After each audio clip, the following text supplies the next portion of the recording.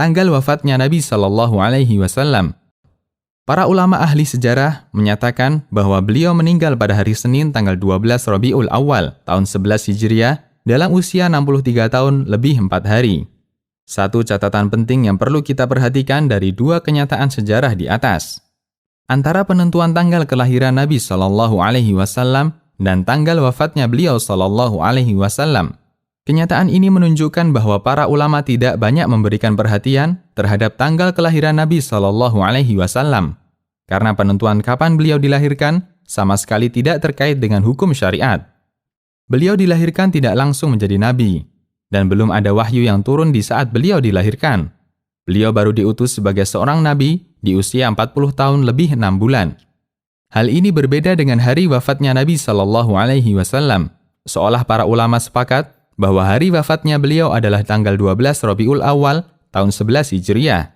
Hal ini karena wafatnya beliau berhubungan dengan hukum syariat. Wafatnya beliau merupakan batas berakhirnya wahyu Allah yang turun, sehingga tidak ada lagi hukum baru yang muncul setelah wafatnya beliau Shallallahu Alaihi Wasallam. Sehingga ada satu pertanyaan yang layak kita renungkan.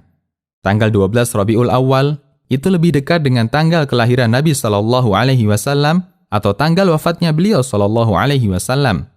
Melihat pendekatan ahli sejarah di atas, tanggal 12 Rabiul Awal lebih dekat dengan wafatnya Rasulullah Shallallahu Alaihi Wasallam. Dalam masalah tanggal kelahiran, para ulama ahli sejarah berselisih pendapat. Sementara dalam masalah wafatnya, penulis Ar-Rahiqul Makhtum tidak menyebutkan adanya perselisihan. Memahami hal ini, setidaknya kita bisa renungkan.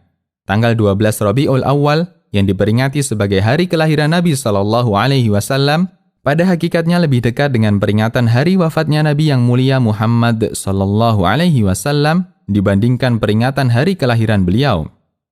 Dengan membaca ini, barangkali Anda akan teringat dengan sikap kaum Nasrani terhadap Nabi Isa alaihi salam. Mereka menetapkan tanggal 25 Desember sebagai peringatan kelahiran Isa. Mereka beranggapan bahwa itu adalah tanggal kelahiran Yesus.